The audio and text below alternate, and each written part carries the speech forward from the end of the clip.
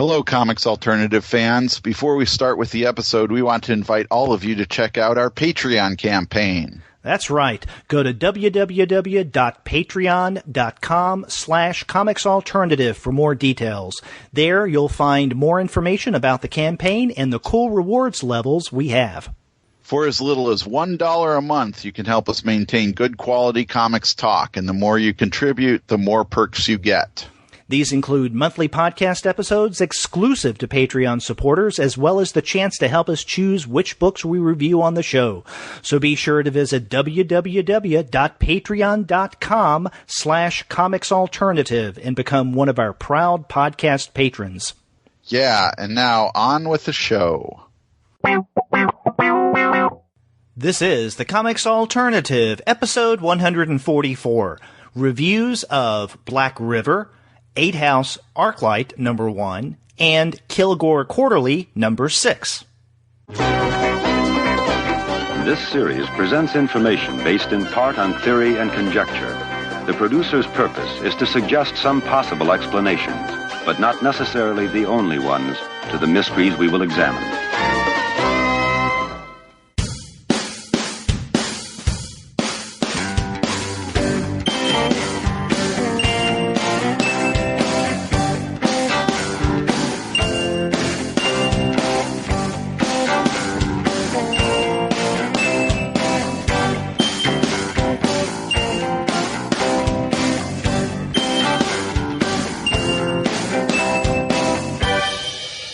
Hello, and welcome to another episode of the Comics Alternative. I'm Derek.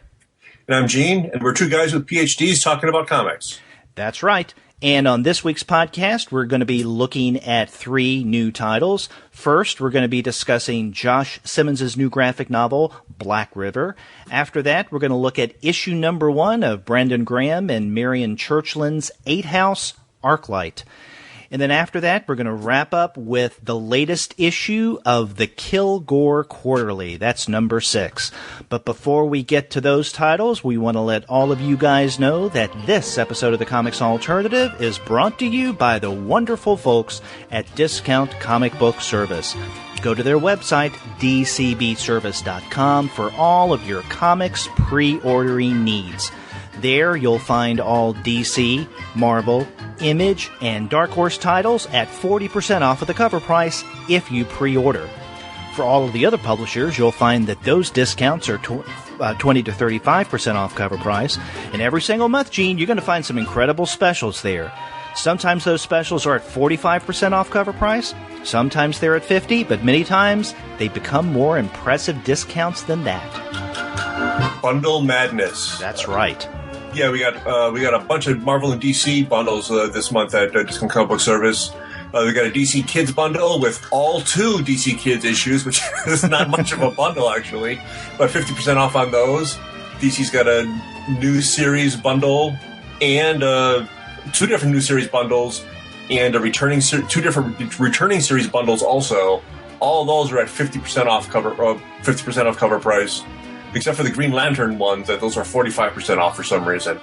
There's a Marvel Kids bundle as well. All 2 Marvel Kids titles. I'm sensing a theme here. The big 2, not the place for the kids apparently, but they're 50% off there as well. Marvel's got a Secret Wars bundle at 50% off, and there's also a Swords of Sorrow bundle at 50% off, a Valiant bundle at 50% off, the 8 newest Valiant issues, and a Vertigo bundle for 5 new Vertigo titles at 50% off also. So lots of savings through the bundles. That's right. They have bundles every single month that are just incredibly discounted. You have to go to the website to find out more about what they have on special for July.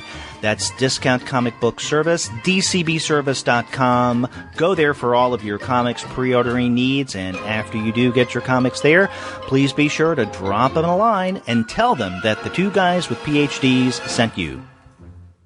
That's us. Well, Gene, I am very happy to have you back on the show. Now, I know that you helped with the interview we did with both Chamberlain and Fialkov a few months ago, I guess, the creators of Punks, and that was a fun interview. Yeah, but we were trying to recall the last time, before we started recording tonight, the last time you were on a regular review show of some sort, and I think that was back in October for our Halloween special. Is that right? I am pretty positive you are correct, sir. But you have gone through a lot of stuff, a lot of changes, and a lot of activity since then. Yeah, lots of things have been going on. I think we talked about some of this during the Punks interview also, but I've got my comic going now that you guys were nice enough to review a week or two ago, so that was very cool. I've been to Denver Comic-Con on a panel on comics in libraries. I moderated a panel at the Chicago Cake Festival a few weeks ago, maybe a month ago now at this point also, with a bunch of great cartoonists and just working hard on the comic. You know, I do this comic every single freaking day, which takes a lot longer than I thought it was going to when I made a New Year's resolution to say, you know what, I'm going to draw a comic every day this year. Had no idea what I was getting myself into. So now, you were saying that we were kind enough to mention Comics Machine #1 on the podcast, but you were even more kind to send Kunka and I issues of #1, and you signed it very elaborately. So thank you very much for that. Now, you said that these things take a long time. Each individual daily installment takes a long time to put up. When can we expect issue #2 of Comics Machine? Calm the heck down, man. This one just came out. That was like the cream of the crop of like the first 5 months of the comic. Okay, I didn't say it had to come out soon. I just asked, when can we expect it? I know. Well, I've got an idea for a second one that could come out as soon as I just put the files together, because I work at all different sizes. Some comics are very small, some are much larger. This Comics Machine #1 is mostly larger stuff. I didn't put any of the small stuff in there because it wouldn't have looked good on the page. But I want to do like an actual mini comic, because one of the things that I do is something called the Abstract Circus, which looks like Family Circus cartoons, except they don't make any sense. Which I'm not sure how different that is than regular Family Circus. I was about to say, yeah. But yeah, I want to do another small one like that, plus another big one, but also I'm getting stuff published in other places too, theoretically. I got accepted a poetry journal called Illiterature is doing a special issue on the graphic novel, they called it. And it's kind of this collaborative thing where they're going to take kind of comics poetry from a bunch of different people and sequence it somehow into a graphic novel. And I sent some submissions in and on a blind thing, and they accepted it. So I'm going to be a published poet, which is hilarious. Congratulations! Because it doesn't have any words. That's really crazy. And just yesterday, I was invited. It's not a done thing yet, but just yesterday, I was invited into a literally giant anthology. And I have to see if I can finish that submission up tonight and send it off to see if that might actually happen, because this would be a very cool place to be. You said literally a giant anthology? Is an anthology put together by giants? No, but no. The size of the anthology itself is gigantic. No, not a giant's anthology, a giant anthology. Okay. Or it could be an anthology by the sports team, the Giants. For all we know. That would be probably really, really low on the scope of Gene's possibilities. Yeah. So this is all fascinating. I mean, not only as Kunk and I mentioned a couple of weeks ago, is it great that one of our own is now a creator himself, but along with that, you can go to things like you mentioned, Cake, and other events, conferences, conventions, and you can present from both perspectives, multiple perspectives, the creator now, the educator, and the critic. Yeah, well, the creator is still kind of it's still more of an aspirational thing, but I mean, I'm at least getting stuff out there, so that feels pretty good. It's very different sort of thing. My friend, in my eyes, with Comics Machine #1, and even before that, when you were putting that stuff out and making it available to everyone on the internets, you're a creator. Well, thank you. It's actually my second mini comic. I did another one in 1997. long time ago. I did not know that. What was that? Yeah, that was called Gene Gene's Comics Machine. You had mentioned you were wondering if Comics Machine was somehow a vague reference to Gene Gene, the dancing machine from the Gong Show. We were hoping. It very much is. Yeah.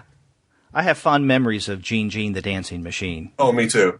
In fact, I was very tempted at the very beginning of this episode to introduce you, coming back on the show, Gene Gene, the Comics Machine. I wouldn't say no next time. And I'd have to get the Gene Gene, the Dancing Machine's theme song. Oh, I think you can YouTube that. Oh yeah, definitely. and I will gladly play the role of a Chuck Barris. Excellent. Yeah, his crazy presentation is something that really appealed to me as a kid, even now. And since we recorded this long distance, I mean, you're down there, I'm up here. You won't be able to throw things at me, so that'll be even better. Yeah, but I can wear weird hats. Excellent. I have a lot of hats, by the way. It goes over well on radio. Yeah.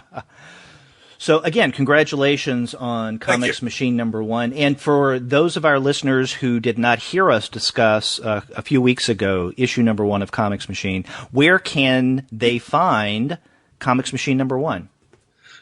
Easiest thing to do is to go to comicsmachine.tumblr.com. And that's the Tumblr where every day, like clockwork, a new comic goes up.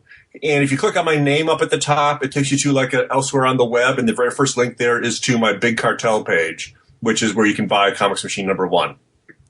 Plug. Definitely. We'll put up a link in the show notes as well. Excellent. Thank you. Yes. So there's that. I guess this is a good place now to bring up some other good news, because we were talking about Comics Machine #1. But at the Comics Alternative as a whole, we did something impressive this past week ourselves, and that is we reached our first milestone in our Patreon campaign. Now, the first milestone was $100 a month that we would get through pledges. And we started our Patreon campaign last year, and it's been going slowly but surely.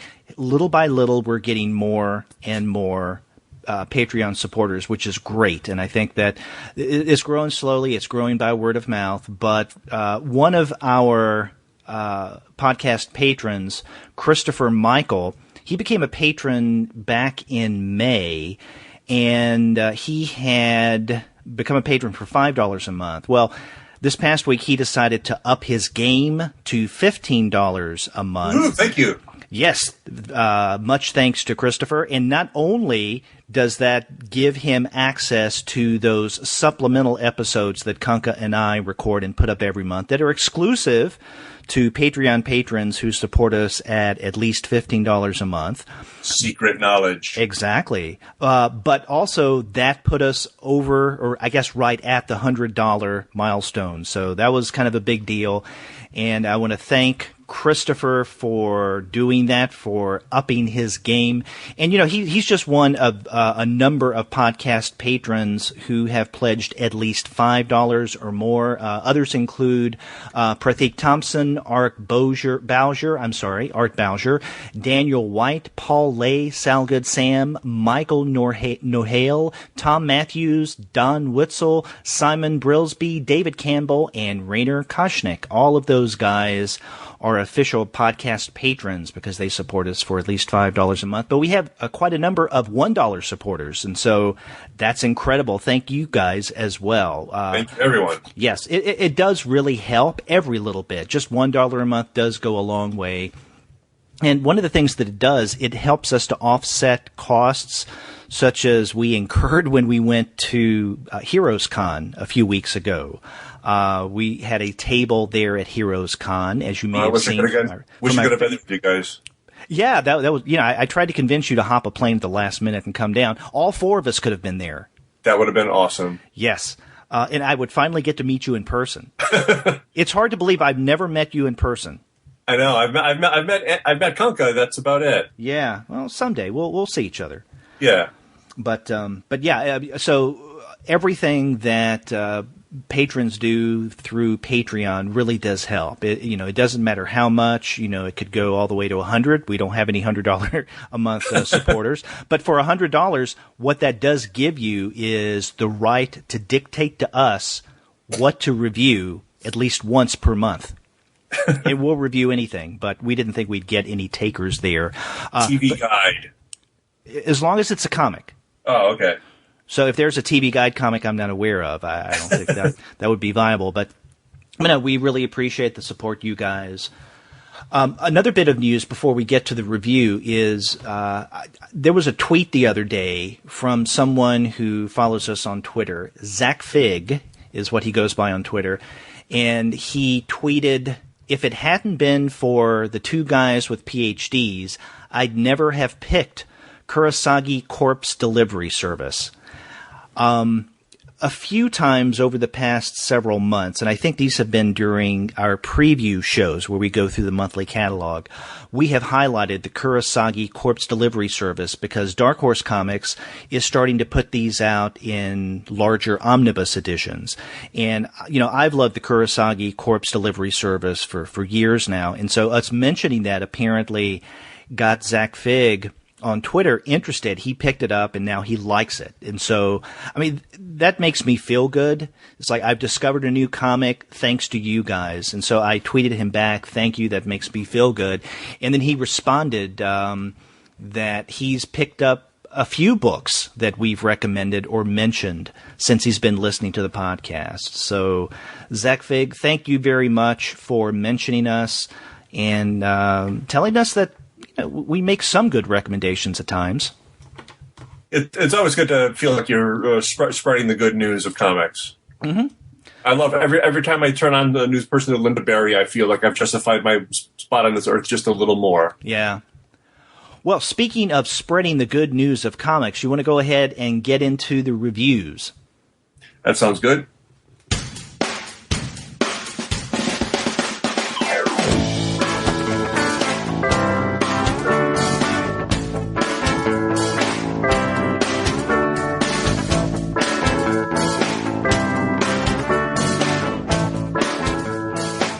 Now, the first book we're going to be looking at is the latest from Josh Simmons, and that is Black River. This came out, I believe, last month, back in June, from Fantagraphics. Now, before we get into Black River, Gene, have you read anything from Josh Simmons before? Not that I'm immediately aware of. Maybe some shorter stuff somewhere, but I don't think I've read anything longer. Okay.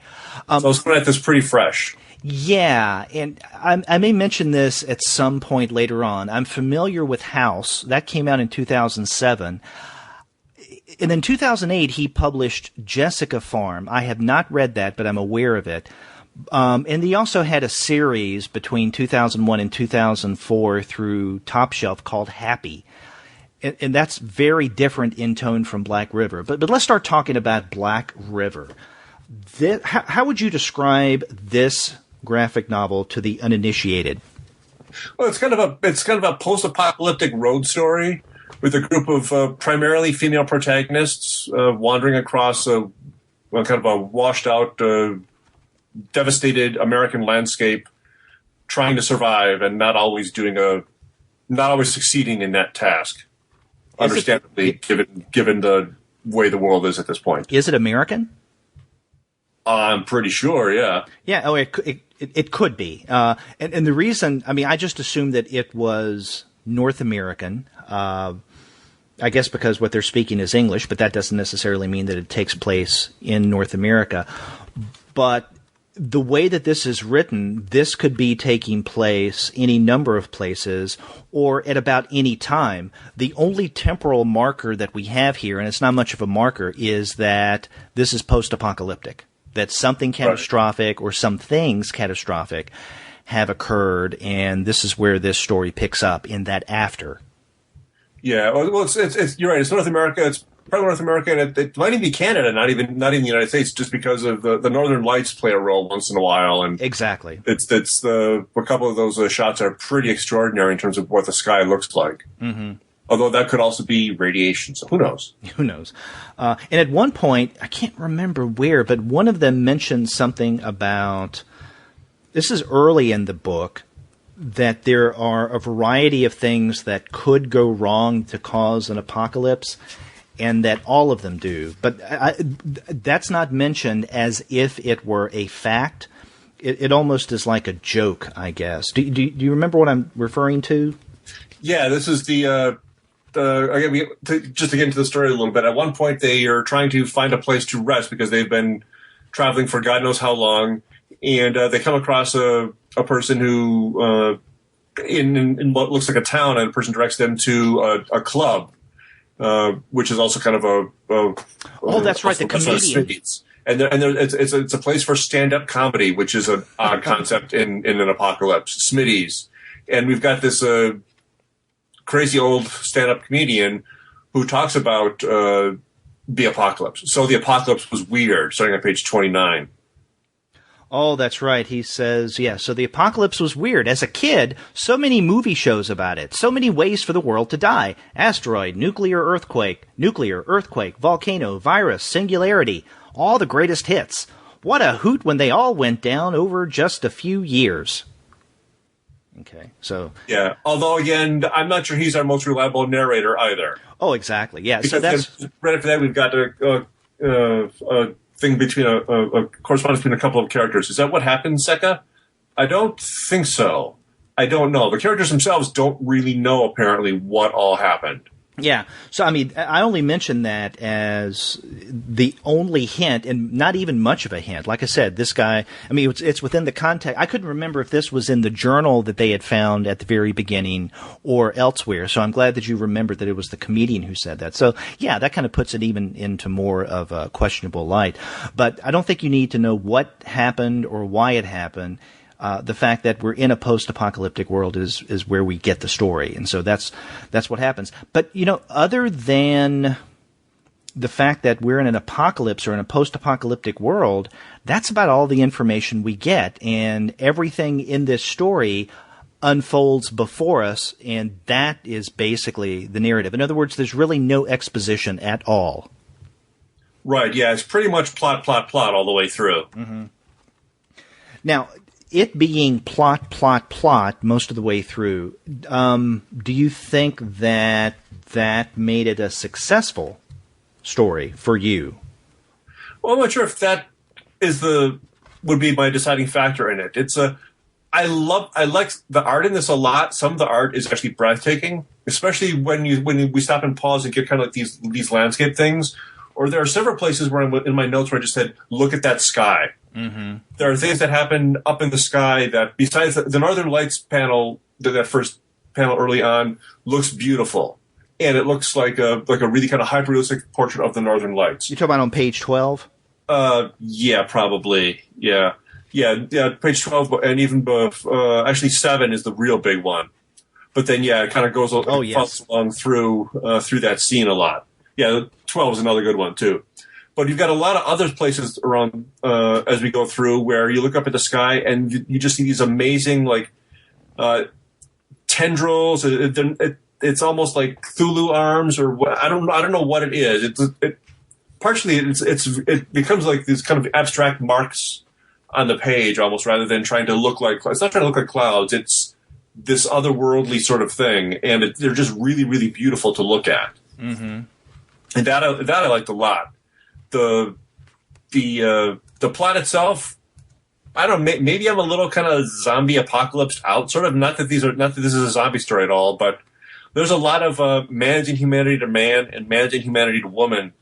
And eventually I got a little tired of the violence, just because there was just a lot of it, which again, in a story like this is kind of understandable, but at the same time, that's kind of what we get a lot of.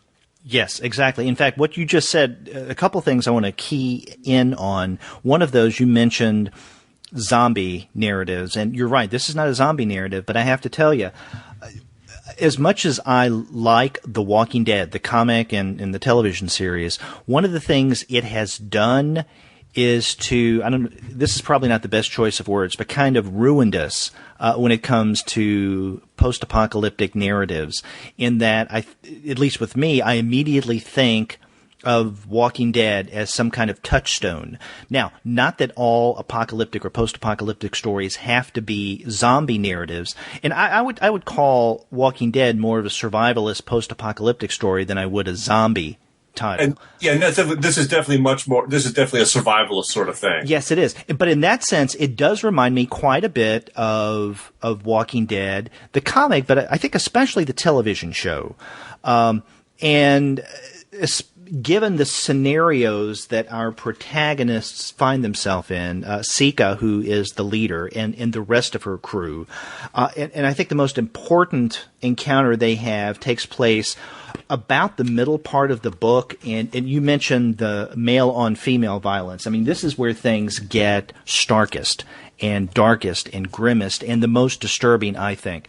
And to me, I was just immediately reminded of The Walking Dead.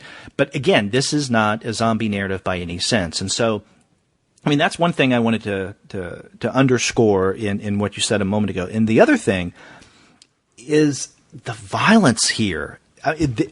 This is, I mean, there are moments of lightness, and I want to put that in qualifying quote, not lightheartedness, but lightness, levity, somewhat. For instance, that comedian we get that you had mentioned earlier, yeah, there are a couple of moments like that you may have a small chuckle for a moment. But for the most part, the tone of this story is very dark, and not only dark, but quite disturbing. Right, which again is par for the course for a narrative like this. If it weren't disturbing, I don't think it would be as successful as it is, because this would not be a happy scenario. Oh, exactly. And in fact, Simmons is unrelenting in terms of the darkness. And I want to give an example of that darkness here that occurs early in the story, because I don't want to give away any instances that could be spoilers. But at one point early on, we see this group. They're making their first encampment, at least since the story begins. And they're all together. It seems like they're having a good time. They're sitting around a campfire. And in the evening, one of them says something to, and I can't remember this character's name, but it's a woman who is sitting on the ground. It looks like she's looking at the northern lights. And she asks, Mary. It says, "Hey, Mary, how you doing?" And Mary responds, "Oh, I'm good. I'm good. Never got to visit anywhere like this before. Before. I'm going to sleep right here where I can hear the waves on the ice." And then the friend who had come up to talk with her says, "Okay, call me if you need anything," and then walks off. She goes into a tent. There are things that take place here, including sex. And then during the night, they hear a big crack. And it disturbs Susie, I think, and they say, "Oh, don't worry about that. It's just the ice settling." Now, the next morning when people get up, they find that Mary, who was sitting out watching the lights, was on a part of the ice that cracked, went into the water, because they're right on the coastline of some big body of water. And now she is almost, not quite, but almost frozen to death. And so they shoot her to put her out of her misery. Right. I mean, how much more depressing can you get than that? Yeah, not, well. Well, I mean, you can, and Simmons does, but early in the story. The book, and yeah, there's more of that shows up as well. Yeah. But that kind of does set the tone early on for the kind of world that this is. It's a harsh, unrelenting world, and what are their choices? Clearly, she would never, even if they could get out there and save her, which from the layout of the page you can tell that's not a possibility. Even if they could save her, who would they be saving, or at this point, what would they be saving? Because clearly, she's lost her mind. She's lost pretty much everything. Mm-hmm. And I don't want to give away what happens to another character that they encounter and becomes part of their party. This is a woman by the name of Caramel. But there's something that happens to her that I think is even more depressing. Oh, right. And this takes place during that aforementioned encounter they have with the men, where basically the men capture these women and they're using them for their sexual gratification, and then that's it. I mean, that's all that they want them for. So talk about a disposable product. Right, and we said that it's not a zombie narrative, but these guys are pretty much brainless guys in the first place. They're the closest thing to zombies. They're not really zombies, but they got nothing up. They got nothing going on upstairs except for evil and sadism. So they're close to zombies that way. Right. So yeah, and this is I think a difficult book to get through if the violence really disturbs you in your narratives, and that seems to be not a big issue, but somewhat of an issue with you. Is that the case? A little bit, yeah. I guess just a little goes a long way, and there's a lot here. Mm-hmm. But again, it's not like it's gratuitous because I mean that's the whole point of the story. Exactly. Yeah. But it's just not the kind of thing that I kind of seek out anymore. When I was younger, maybe I would have because it's it is well done for what it is. But just at this point, I don't look for this sort of thing as much as I used to, I guess. Yeah. Now, earlier I had mentioned that I had read Simmons's book from 2007, House. That was his first graphic novel. That also, I think, came out through Fantagraphics. Yeah, it did. And it's a different kind of story. It's not post-apocalyptic, but it's similar in tone in that it is very dark.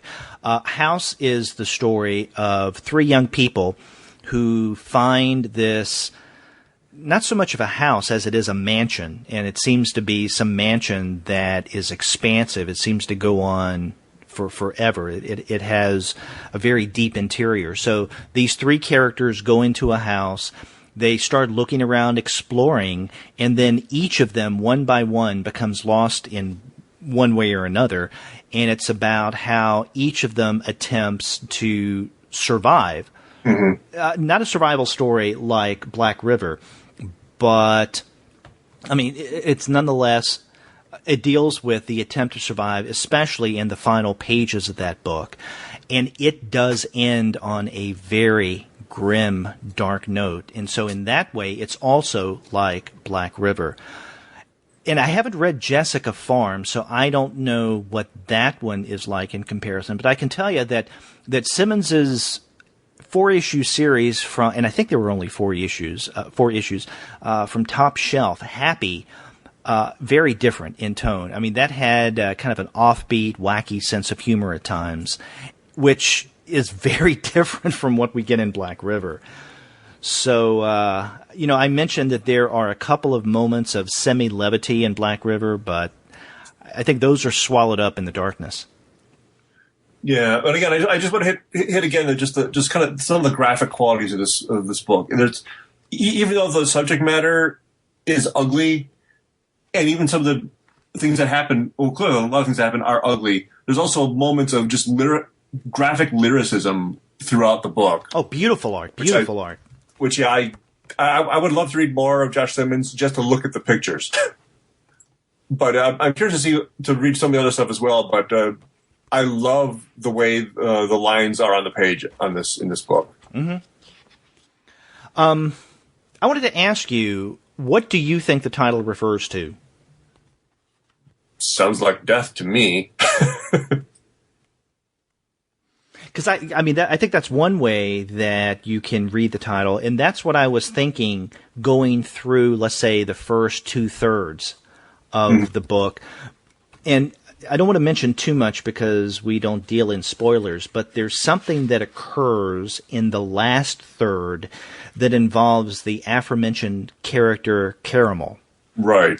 And one, I think it's Anna, who ends up going into what looks like a lake, I guess, or maybe it's some other kind of body of water, maybe a river. I thought it was a lake myself. Yeah, but then Sika jumps in after her, and we see her bring her out. And it's only later that we find out that something took place in that body of water, that Anna and Sika saw something, or at least Anna apparently saw something, that had everything to do with the character Caramel.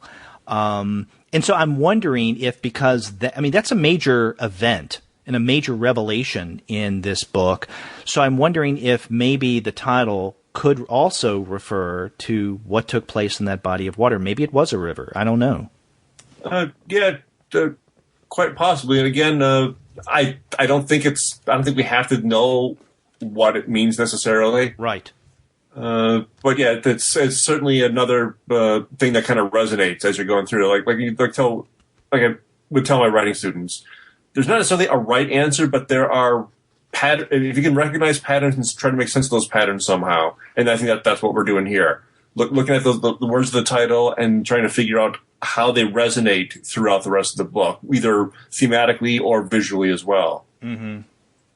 And again, I don't want to go into much detail about the ending, but I do have to say that the way that Simmons ends the book with the character Susie and what she's doing at the end, where she's walking off by herself in this barren, looks like snowy landscape, turns around, sees the marks that she's made, brushes them away, then turns and starts walking, then turns back, sees other marks that she's made, and then brushes those away. And, that comes back to something that this character Susie had said earlier in the book. It may sound like an action that doesn't make much sense at all, and I think that's the point. It does have meaning in terms of the tone of Black River and what's going on in this post-apocalyptic narrative. But I just thought that was a very effective way of ending this story. The way you describe it makes it make a little more sense to me. I didn't quite follow what was going on. I guess I missed a couple of cues early on, but now that you say that, it does make a lot more sense now. Yeah, and it's a very kind of lyric ending. It's not a story that ends; it kind of stops. But it's a really interesting way to kind of stop what's going on, because clearly in a world like this, bad stuff is just going to keep on happening. Yeah, exactly. Well, earlier, and I guess what I was referring to a second ago is when Susie seems to be just completely in despair after everything that's gone on. She says, I don't want to leave a trace that I ever existed in this world. Right. I'm so ridiculous. We humor each other. We're all just weird and stupid. And then we see her at the end wiping away marks of her existence. Yeah, that makes a lot more sense. And again, I just didn't pick that up on my read through, so thank you for that. Yeah. So, I really liked Black River, but it's not going to be for everyone, especially if you're a little sensitive to violence and you do not like dark, grim narratives. Yeah, but if you like pretty art, it's certainly worth looking into and reading for that alone. Wonderful art, and I think it's a wonderful story as well. Yep.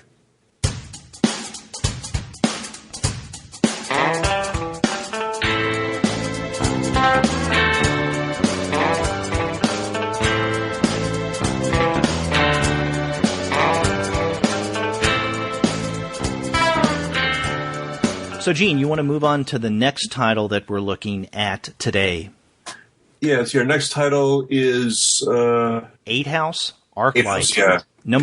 issue number 1. Now, this is a recent publication earlier this month from Image Comics, written by Brandon Graham with art by Marian Churchland. Now, you didn't know about this before, so you didn't come into 8 House, Arclight, number 1 with any preconceived notions. After reading this first issue, what do you come away with?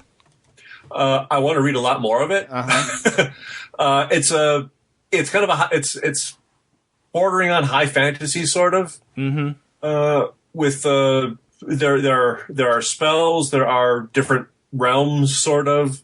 Our two main characters are Arclight and the Lady. And Lady, I can't tell if she's a tree or if she's, I don't know what she is exactly, because it's a little hard to tell wearing a cloak, but all we see of a face looks kind of like branches coming out of the front of a cloak. But she's clearly got some magical powers, or at least a magical training, if you don't want to call them powers. Mm-hmm. But it looks like it's one of these things where it's clearly got its own set of rules that it's trying to follow through, the way the magic works, the way the society is set up. And it's well drawn, and I like what I've seen so far, but it's a little hard to judge because it really is a first issue. Yeah, and whether it be a limited series or even an ongoing series, there are some number one issues that are great introductions and could relatively easily stand alone as a number one, as a single issue. It's the beginning of a larger narrative, but when you finish it, you don't necessarily feel that you need the next 1, 2, or 3 issues in order to grasp everything that's going on in this first issue.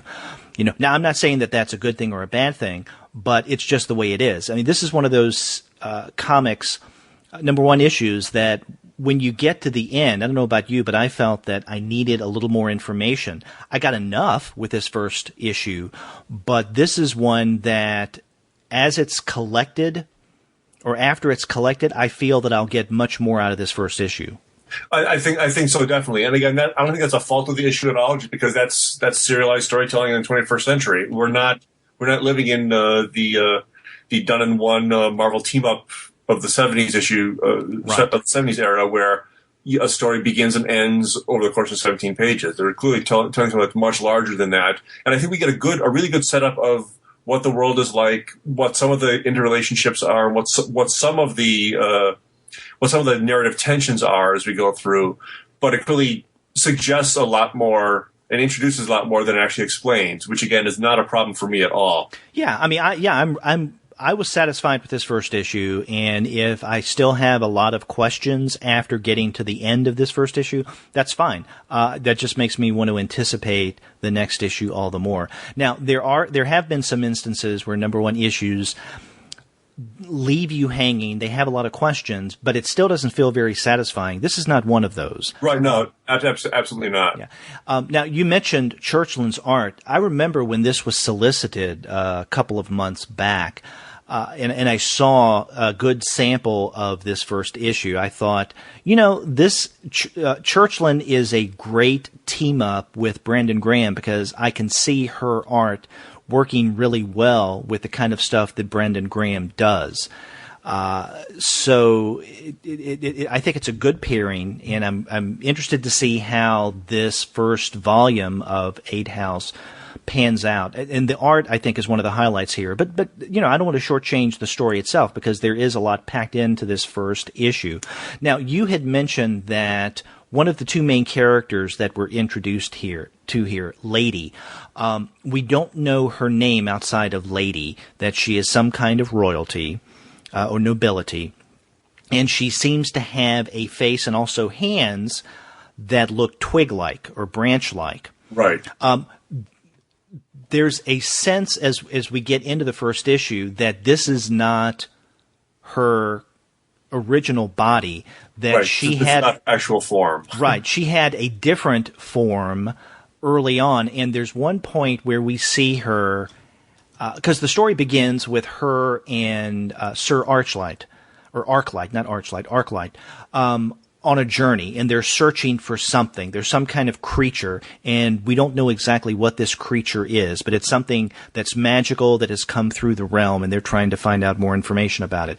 But then later on, when they get back to home base, when Lady is there in her home, she looks at something, and it looks like a shell, a seashell, and out of it is emanating this almost a hologram of a right. woman and a man. And I don't know, I've read this as this is like a photograph, so to speak, of her and someone who was close to her.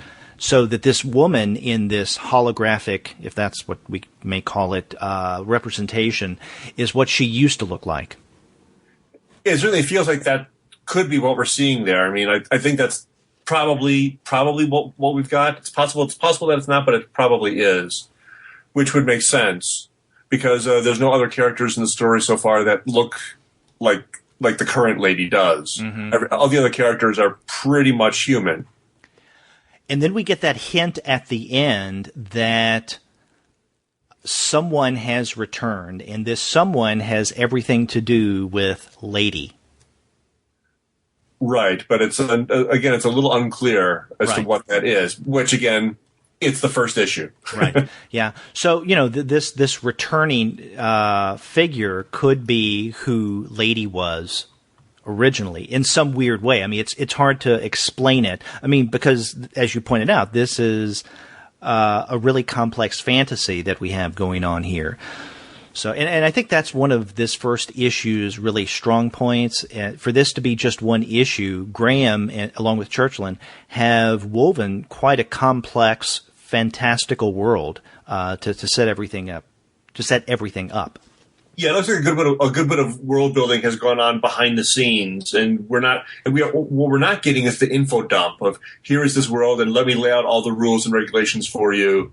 It's just that we're just kind of thrust into the situation, and I usually like that better, unless it's not done well. So I've seen a couple of things where it's so obscure that you have no clue what's going on at all. That just gets frustrating. I didn't get that from at all. No, and so we don't have too many questions, but at the same time, we don't have the heavy-handed exposition that's thrown in one way or another. Right. You don't have the Star Wars opening crawl even. It's just we're really just in there. Yeah. Now, you had mentioned elaborate world building. We get world building even to the point, and this is toward the end of this first issue, of an alphabet that Graham has created, or maybe Graham and Churchland have created together.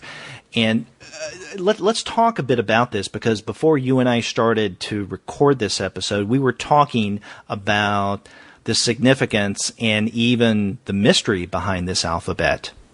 Right, yeah, and I take notes while I'm reading, and as I got to page 3, the first 2 pages are just a double-page spread with a couple words on it. The first actual panel on page 3 is just see if I can pull it up here. There's a finger. It looks like a finger pulling across the ground, and we see some letters there. They look kind of runish. They may be a sound effect, actually, the way they're put up on the screen, but on the page, but it doesn't look exactly like that either. And I just wrote down asemic text, because that's what I do in my comic. Everything is asemic. It looks like it's supposed to be letters, but they're not really letters. Uh-huh. None of the words in my comic mean a damn thing. It's all in my head. It's just marks on paper, kids. And I was wondering if that's what this was also. And then as we got through a little more, these kind of letters come up a little more times. And I was trying to figure out, is this like is this just made up? Is this kind of like is it a new, is it like Tolkien's runes, or is it like Dupe from X-Force, where it's just a substitution code? And we get to the end, we found out, it's just a substitution code. And we were trying to figure out what those words or letters, I guess, on page 3 might mean. And we were able to decipher, and there are 5 of them. And we could figure out the first one was T, the third letter is A, the fourth is K, and then the final one is S. But that second letter, it's not in the alphabet at the end of this issue. Right, it's not given to us. And this is a expanded alphabet also, because we got a couple extra letters, like a double O gets its own sound, OU gets its own sound. Mm-hmm. So we've got things like that, but that second letter in that third panel does not exist in their key. So it's a little frustrating, but maybe we'll learn more. Maybe it's a mistake. Maybe it's just that it is just a sound effect. It's just a bunch of stuff. Yeah. Well, I hope it's intentionally confusing, because that's cool. Yeah, me too. What I also like about the substitution code is that down at the bottom they give you that little key. There's an additional key. It's not just the substitution code for letter, but there's also, if there are lines above letters or lines below letters or lines above and below letters, that gives you a certain way to interpret whatever that word is. Mm-hmm. It indicates that subject possesses authority, indicates that subject is menacing, or denotes godhood. 3 different ways of looking at subjects in sentences or in life. And so that's kind of interesting way that they're kind of expanding on it. It's not just a simple letter for letter substitution of English to whatever this land is, but it's a little more complex than that. And I'm guessing they may even be expanding on that as they go through. Mm-hmm. Because they put some thought into this, which I like. Yeah. And then we get a little bit more about this world, this realm that Lady and Sir Arclight inhabit toward the very end. And this is when Arclight is in some kind of meeting place. I don't know if we can call it a club. It's like a club, because a lot of people are there. They're hobnobbing, they're cuddling, they're kissing. And Sir Arclight encounters another Sir Nowak. Now, Sir Nowak appears to be female, but yet this individual is called Sir, which brings me to the way that Churchland represents Sir Arclight, because Sir Arclight, at times you look at him and you think male, but at other times you look at him and you go female. And I think that this adds to the complexity of this fantasy world in that we have androgynous characters here, or maybe another way of putting it, gender really is not central determining factor, or it shouldn't be as we're reading this story. Yeah, I was kind of waffling back and forth as to whether Sir Arclight was male or female at all until we get to this part here where the clothing leaves a little less to the imagination for things like that. But yeah, gender becomes interesting here. And again, we do have lady as well. And you made that distinction earlier where the lady picks up that the hologram or whatever, and we see the female looking at a male and female figure. Does lady have to be the female? That's a good point. If Sir Nowak can be clearly female here, I'm curious to see more. Yeah. And I definitely want to see more, especially since this first issue has whetted my appetite for the Arclight volume of 8 House. Yeah, definitely. I want to read up more on it, and I'm looking forward to the next issue, definitely.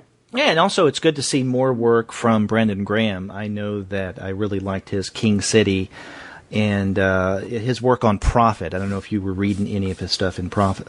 I've heard of it, but I have not read. Yeah, worth checking out.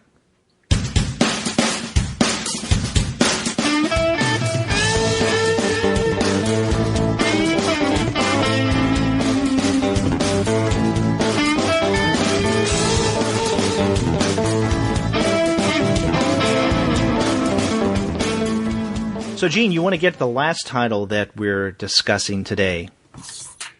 Yeah, last title is Kilgore Quarterly, which is a anthology, kind of a digest-sized mini-comic anthology out of Denver, Colorado. Now, you told me that Kilgore is actually a comic shop? Yes, and in fact, one of the things that I find fascinating about Kilgore books and comics is that it's a bookstore in Denver. And so you can go there and visit. You can walk inside. I've never been. I want to now. But this is also just another example of a bookstore or comic shop that has started to publish its own comics. We got a great example of this last year from Locust Moon Press. They put out that really nice volume, Little Nemo Dream Another Dream, which just recently, we found out this weekend, won an Eisner Award. Mm-hmm. And then, what am I thinking of? I'm blanking here. There's Bergen Street Press, with Copra, Michel Fife's Copra. Oh, right. That's a bookstore that now publishes its own, the Copra, individual titles and now the book. So here we have Kilgore Books and Comics, and they have not only the Kilgore Quarterly, but they have quite an array of these kind of comics. And in fact, I strongly recommend that you visit their store. It's www.kilgorebooks.com. And Gene, I found out about Kilgore Books. Kanka and I were planning on reviewing Noah Van Sciver's St. Cole at some point. And then we decided later on that maybe we wanted to interview Noah, which we did several months ago. And one of the reasons why we decided to interview Noah instead of just reviewing St. Cole is because the editor of Kilgore Quarterly, and who I guess the editor of the Kilgore Books and Comics, all their comics, Dan Stafford, contacted us, as fate would have it, and asked if we knew about Noah Van Sciver's latest issue of Blammo, and maybe we may want to review it on the show, or even talk with Noah himself. And so it came at a great time because we were considering reviewing St. Cole. So I found out about Kilgore Books. Dan sent us a couple of issues. I bought other issues of various comics from Kilgore Books and Comics, including one or two issues of Kilgore Quarterly. So that's how I found out about this small press, and I can't recommend their titles enough. Really good quality stuff, both in the storytelling and also in the packaging. So this is what I would call high-end mini comics or high-end indie comics. And then I got a copy of the Kilgore Quarterly number 6 about a month or so ago, and I thought, okay, maybe I'll review this on the blog, the Comics Alternative blog, because I read it and really liked it. And then when you and I were talking about what we wanted to discuss on this week's show, I thought, why don't we do Kilgore Quarterly number 6? We could probably do more justice to it than I could in a single modest blog review. So that's my backstory with Kilgore Quarterly and also with Kilgore Books and Comics. And this is one of my favorite discoveries of 2015. Oh, cool. Yeah, and I didn't know about them at all, to be honest. And when I was in Denver for Denver Comic Con, I didn't get a chance to go around to any local shops because there was so much to do just at the convention itself. So I didn't even know that this store exists or anything like that. But this is a really, really cool collection of stuff with a lot of interesting cartoonists. Mm-hmm. Some of whom I've heard of before. Some of whom there's big names, small names. There's at least 2 people in here that I think this is their first published comics also. Mm-hmm. So there are 12, I think I counted 12 contributors. And some have a couple of contributions. So, for instance, Alex Graham does the cover, so I guess that's considered a contribution. But I would think so. Also does You, a comic with a short comic by the title of You. Now, you mentioned some of the well-known names. Which ones were you thinking of? Eleanor Davis. Definitely. Mm-hmm. She does a handwritten interview. It's kind of the literal centerpiece of the book. I picked up a copy of her How to Be Happy that Fantagraphics put out a little while ago. She was one of the special guests at the Cake Festival last month, and I got to see her on a couple of panels at Cake and also once at Quimby's. And I was able to buy literally the very last copy of How to Be Happy that she had because she, like a lot of people at Cake, sold out of stuff before the show was over, which was pretty incredible. I got to go to Cake. I'd never been before. It was a lot of fun. Mm. It wasn't the biggest thing in the world, but it was really, really good. It was big enough that 2 days was you needed 2 days to get through everything. Mm-hmm. Now, I have not read How to Be Happy, but it's one of those. I remember when it came out. Was it last year? From Fantagraphics, and I put it in my want list on Amazon. I still haven't gotten it yet, but I plan to.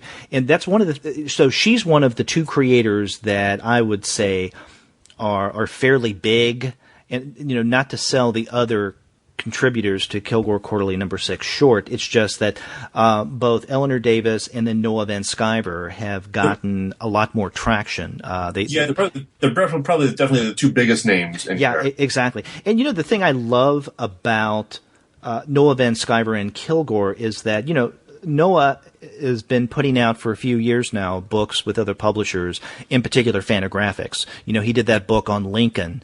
Which I love. Yes, it was wonderful. And then the one that came out earlier this year, Saint Cole. But he continues to come out with material through Kilgore Books and Comics. And not just his Blamos series, but other things as well. So, for instance, I just pulled up KilgoreBooks.com, and one of the first listings they have is My Hot Date, by Noah Van Sciver. And they have other books of his up here. There's an installment of Saint Cole and also Faces of Math that he does. So, yeah, I mean, he continues to do things with Kilgore while at the same time he's publishing with Fantagraphics, which really says something. Yeah, and I'm seeing that a lot more lately where cartoonists aren't necessarily tied just to one particular publisher. Mm-hmm. I suppose it's always been that way to a certain extent, but sometimes with alt comics, especially like in the 90s, if you were a Fantagraphics cartoonist, you were a Fantagraphics cartoonist. If you were Drawn Quarterly, that's where you were.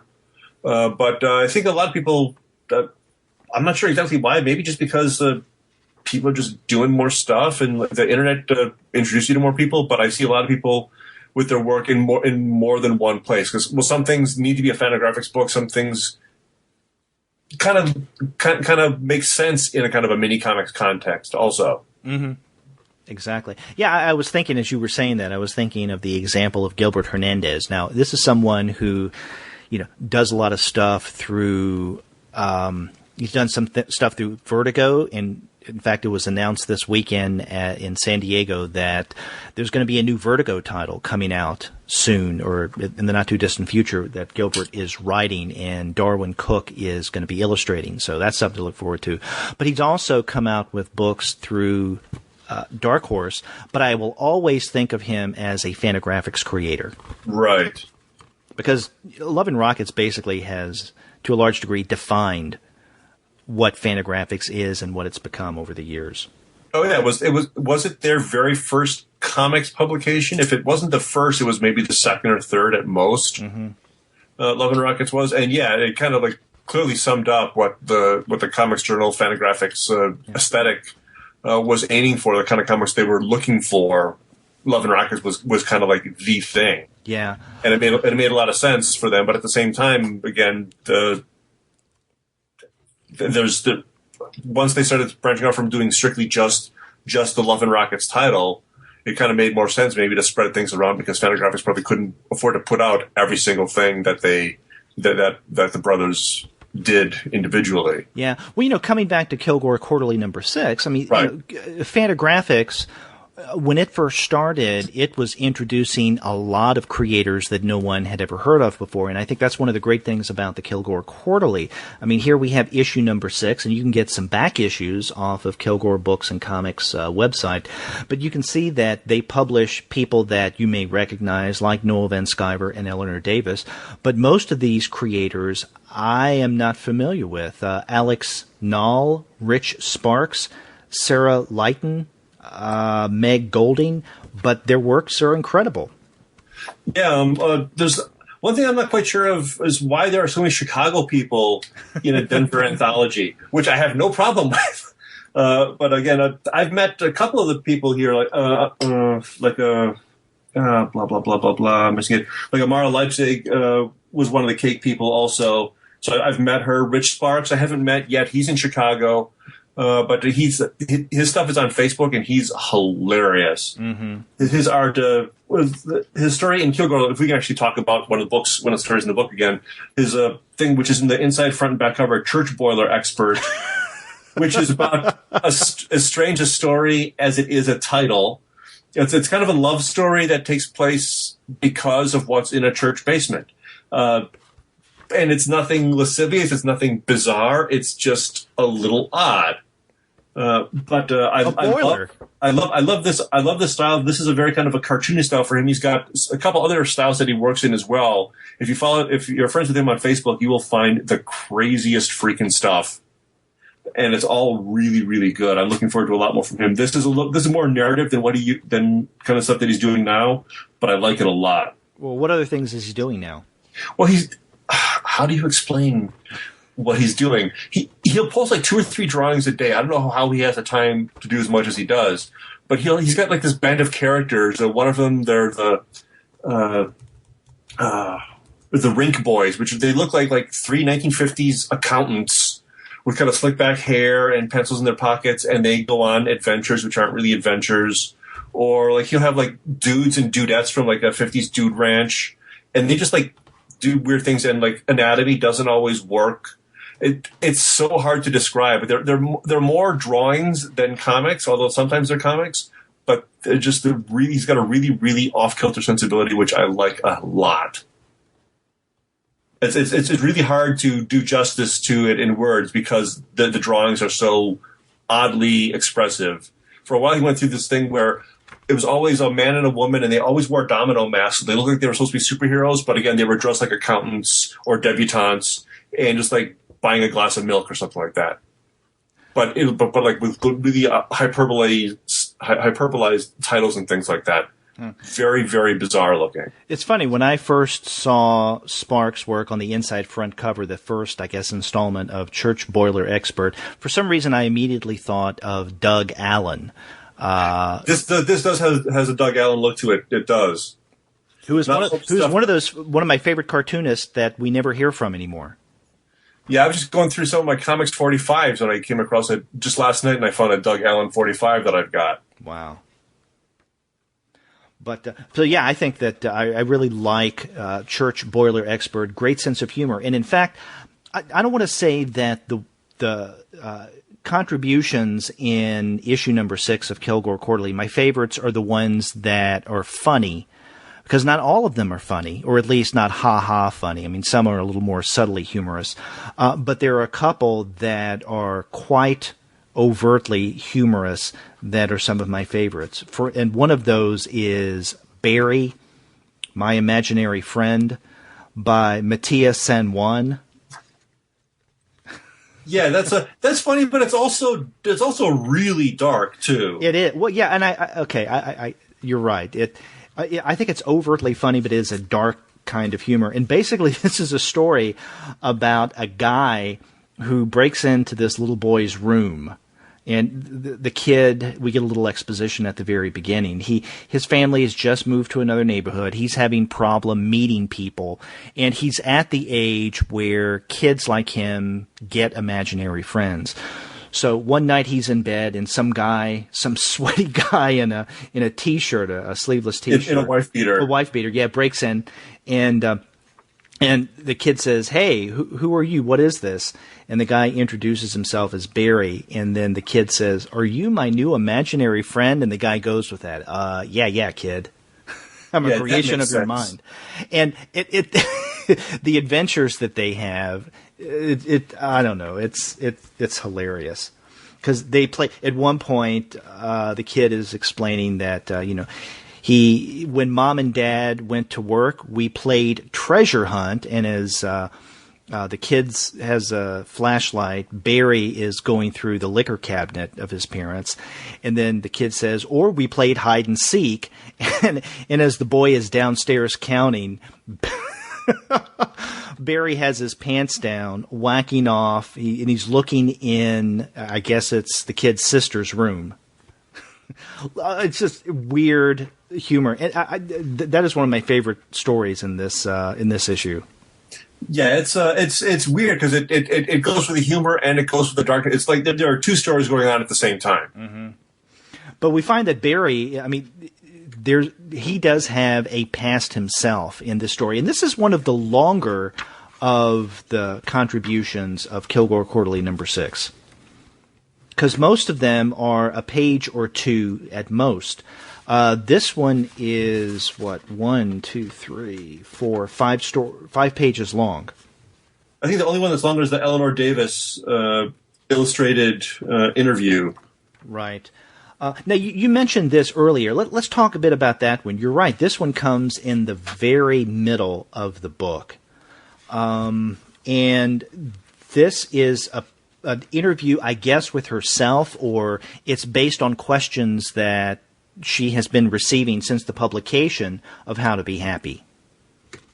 Yeah, so it looks like they're either typical interview questions, most of them are, or maybe things that she would like to be asked. Mm-hmm. But I mean, I saw her asked about some of these before. Like she got one question about John Porcellino being an influence on her, and she was actually on a panel with John Porcellino at Quimby's the night before Cake, and it was clear that she really, really, really was influenced at a young enough age where that influence really mattered by finding a copy of John Porcellino's King Cat. Yeah, and in fact, one of the questions, and the way that she structures this story or this interview comic, is there are a series of, I don't know, maybe one question or two, and then her response is what she illustrates. And so on one page, you've talked about John Porcellino as a big inspiration. What is your favorite King Cat story? What John P. book/comic would you give to a friend? And then her answer, which is an illustration of the cover of Perfect Example. Right, yeah, and the whole interview works that way. Like the very first question is, what does it feel like to finish writing and publishing a big book for the first time? And she draws it as as basically like giving birth to the book itself, and showing it off to she's pregnant. She gives birth to the book, and then she's pushing the book around in a stroller, and people are cooing and oohing and eyeing over the book itself. That's a kind of a nice way to literalize that metaphor that people always talk about. Yeah, writing the novel is like giving birth. Oh my god! So she kind of makes it cuter that way. Yeah. Another question I like is, what does a cartoonist get from going to school for comics at a place like SCAD or CCS? Would you recommend these programs? And her response is, I guess what you would call almost like a 5-panel, they're not really panels, response where somebody is putting a person, like a female cartoonist, maybe her, into a box. And then the second panel or the second sequence is the hand sealing up the box. And then the third one is the box, and then above the box, 5 years pass. And then the fourth part of the story is the cartoonist pops out of the box with all these comics around her, but also flies that suggest they kind of smell, they reek. And then the last part of this 5-panel or 5 sequential response is a big hand giving money to an artist. And I think that her, ironic response is really nice. Yeah, this is very sketchy for her compared to a lot of her work. A lot of her work is a lot more refined. This is clearly done kind of quickly, but it's very expressive at the same time. Mm-hmm. But definitely has me wanting to pick up How to Be Happy. Oh, yeah. What's another one of the contributions in issue number 6 of Kilgore Quarterly that really stand out to you? I really liked, see if I can find it here quickly, When Night Falls, I Am Back to Magicking by Amara Leipzig. This is just a little past the halfway part. Mm-hmm. It's a very kind of poetic meditation on being away from home, mixing in a little bit, not exactly I'm blank. What's his name? The guy who builds the wings. Icarus. Icarus, yeah. It's a little Icarus, but not exactly, because these wings get kind of shoved into the body itself. But it's about, but it's kind of about nostalgia and homesickness, but also about kind of making your own way through the world. And it's just very poetic and beautiful. Mm-hmm. Yeah, one of my favorites is one of the last stories in the collection, and this is My Man in Flannel. And the artist is Ryan the Truck. Now, it says in the author bios on the very first page of this issue, it says that Ryan the Truck, his work has appeared in Kilgore Quarterly number 6. And I'm assuming that that's a typo, that it was an earlier issue of Kilgore Quarterly. I wonder. But it might be a funny way to say that this is his first published comic also. It would be a roundabout way of, kind of an awkward way of saying that. But this is another one of those longer comics. This is 4 pages long. And this is one that tells probably the longest story. I mean, it goes on for 4 pages, but there's a lot of story packed into these 4 pages.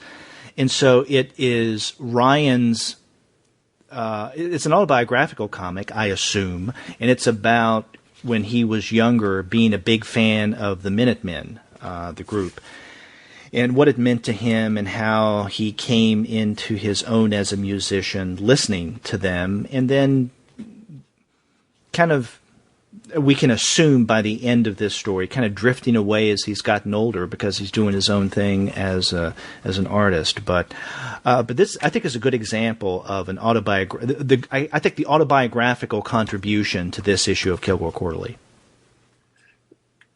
Yeah, it's really, really text heavy. Like super text heavy, and it's really you really get a sense of what he was going through and his love for this art, for the Minutemen. And again, I don't know the music at all. I don't know any of the bands that he talks about. Basically, I mean, I've heard of them, but I've never listened to any of them at all. So I can't really. I'm not on the same page with him necessarily on the specifics, but just kind of in general, the way that the music is kind of really shaped his life for a few years is really interesting and is really well put out there. And I thought the picture of him where he first kind of takes on the Man in Flannel persona itself at the bottom of the second page, that could almost be a Buddy Bradley panel. Yeah, he looks like he's almost straight out of Hate. Mm-hmm. I also really appreciate two other contributions in this issue, one by Sarah Lighton and the other by Meg Golding, just because of the humor. I mentioned that I love the humorous comics, and with Lighton's, and I hope I'm pronouncing her name correct, Leitten.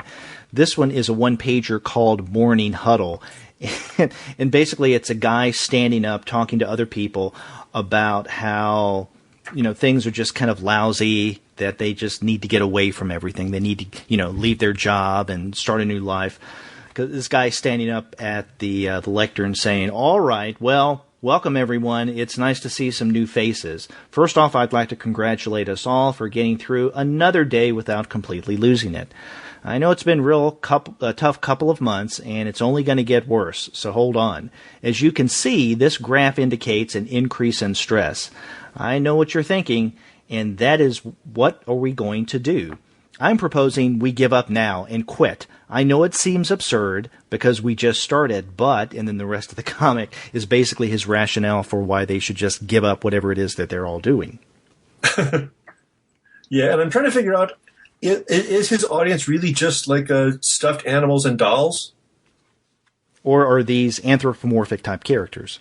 It's hard to say because her biography tells you that she enjoys self-publishing comics, collecting dolls, and recording music in her bedroom. I wonder how autobiographical this one actually might be also. That's a good question. I hadn't thought about that. And then with Meg Golding, her story, Always Look on the Bright Side.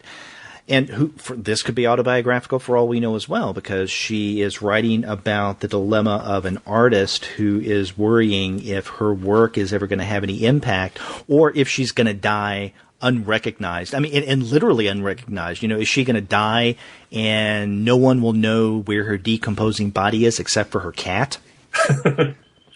Who she hopes will eat her. Yeah. Make a meat puppet out of her.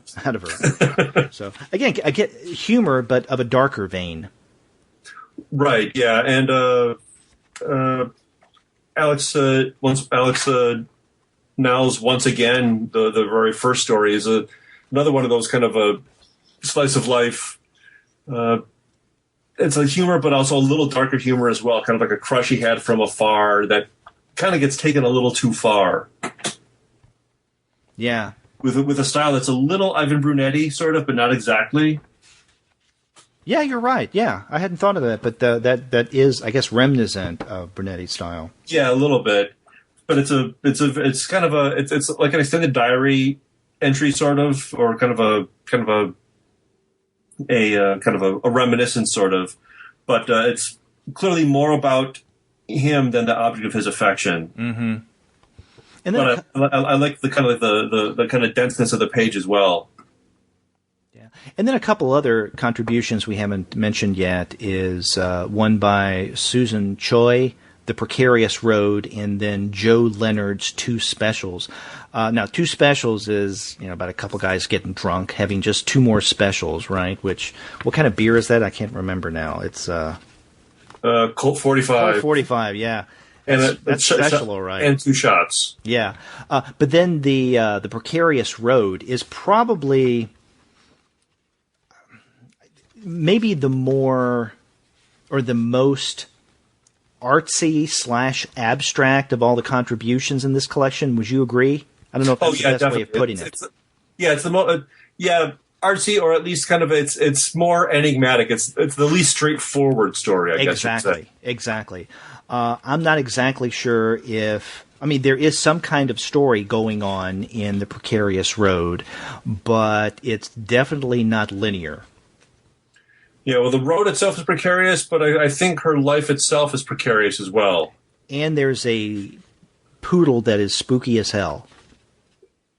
Yeah, you don't know. Yeah, well, I don't know what's going on in that first picture of that poodle. That's a poodle from hell. Yeah, and I mean, not that the poodle looks evil. It's just the context and how the poodle is presented strikes me as disturbing. Yeah, the kind of eyes in that first panel, the poodle make you kind of go, ooh. Yeah. And, this is one of... Oh, we haven't even talked about Noah Van Sciver's contribution. His appears on the very back of the cover, and it's called I Want to Go Crazy. And I guess this is another autobiographical installment in the Kilgore Quarterly number 6, but it's about him as a creator. In a nutshell, it's, he tells us that he likes to hole up in his room, and this sounds familiar because when Andy and I talked with him a few months ago, on the interview show, he was telling us something similar. He just kind of locks himself away to do his own comics, listens to music, does his own thing, and then when he's done, what he ends up with is something beautiful, and he's glad he's done it. So what appears in the early panels to be kind of a lonely, detached, almost depressing existence has some kind of redemptive value in the very last panel. Yeah, he loves the work, and he loves having made the work, which you don't always get. Sometimes you like one or the other. He seems to want both. But again, he looks, like you said, it looks a little kind of manic at the beginning, sort of. I want to shout out everyone. I want to tunnel into my head and draw what's in there. No phone calls, no text. And he looks a little almost manic in that panel, sort of. But it's all because it's what he wants to be doing. Mm-hmm. Yeah, I love everything in this Kilgore Quarterly number 6. I don't want to say that, I don't want to play favorites. I don't want to say that we're saving the best for last on this episode, but I will say that I had more sheer enjoyment reading Kilgore Quarterly number 6 than the other books we're discussing on this episode. And I like Black River. I like 8 House Arclight. So I don't want to sell them short, but it's just in terms of sheer enjoyment, both with the initial reading and rereading, Kilgore Quarterly number 6. Yeah, and it's just anthologies are always kind of hit and miss, sort of. This one is pretty much all hits, which you don't always get in an anthology necessarily. And it's $3. You can't go wrong for $3 with this book. Oh yeah, exactly. I know a lot I don't know how they do this for $3. Yeah, a lot of presses like this, you have to dish out quite a few bucks more for something like this, and understandably so, just because of the logistics of printing this, putting it out. It's not like they have, large print numbers where they could sell it for significantly cheaper.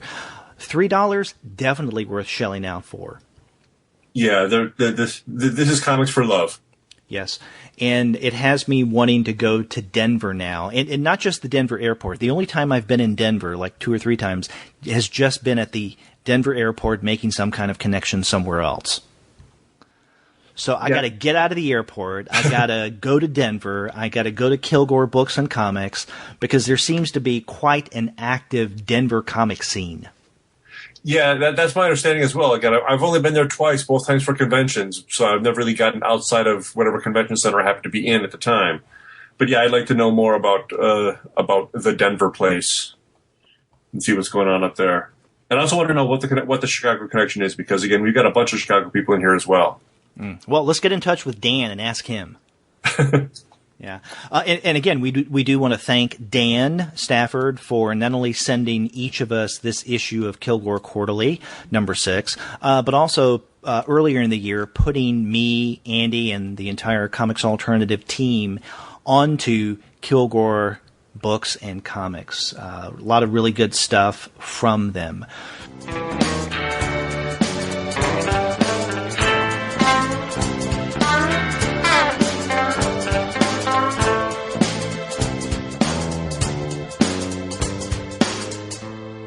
So we started off by talking about the latest graphic novel from Josh Simmons, and that's Black River. We followed that up with issue number 1 of 8 House Arclight, and then we ended with Kilgore Quarterly, number 6. That's a good bunch of stuff. Yes. A lot of good comics, and quite a diversity. We have a graphic novel, we have a single issue from a major publisher, Image, and then we also have something that most of our listeners would find quite obscure if they're unfamiliar with Kilgore Books and Comics. So something out there for everyone, and if you want to find out how to get other great comics, you can't go wrong by visiting the website of our sponsor, Discount Comic Book Service. Their website is dcbservice.com. They'll treat you right. You cannot go wrong with them. They do a great job when it comes to making your funny books affordable. And then after you do get your comics there, please be sure to get in touch with us and let us know what you think and what you're reading. If you go to our website, comicsalternative.com, you'll see on the right-hand side of your browser a tab that says Send Voicemail. Click on that, and from the comfort of your own desktop or mobile device, you can send us a message through the wonders of SpeakPipe. It's just that simple. Or if you want to be really difficult about it, you can get in touch with us the old-fashioned way, on the telephone. Our phone number is 415-3-COMICS. That's 415-326-6427. You can also email us. Our email is 2guys@comicsalternative.com. You can contact me directly at Derek@comicsalternative.com. And Gene, how can they get in touch with you directly? Gene@comicsalternative.com works as well. That's right. And give us the address of your comics machine again. Sure, it's comicsmachine.tumblr.com. That's right. A new comic of whatever kind of comic it is that I make every day. That's right. So check that out. You can also find us on Twitter. We're at 2guyswithPhDs, and thanks to everyone who continues to retweet our tweets. We appreciate that. We're also on Facebook, on Tumblr, on Instagram, and on Google+. We also have a YouTube channel, so check that out if that's how you like to consume your podcasts. You can subscribe to the podcast through iTunes, and when you do, please leave us a rating and review. You can stream us on Stitcher. You can leave us a review there as well. You can also find us on TuneIn, but you can find every single one of our episodes as you have always been able to find, as well as our reviews and comics-related commentary that we put up on the blog, and that's at our website, comicsalternative.com. So, Gene, that's a lot of ways of getting in touch with us.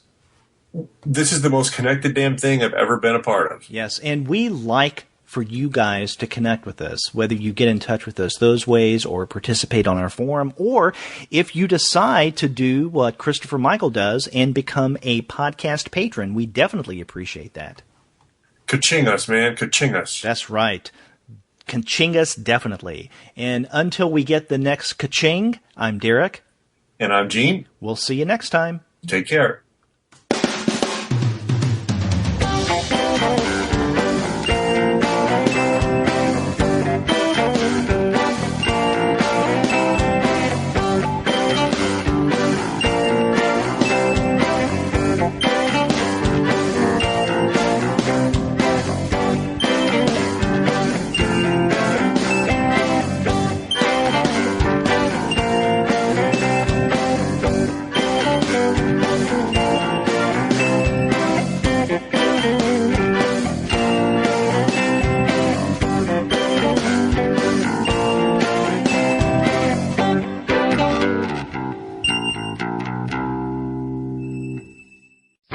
Them French fried potatoes. Mm-hmm.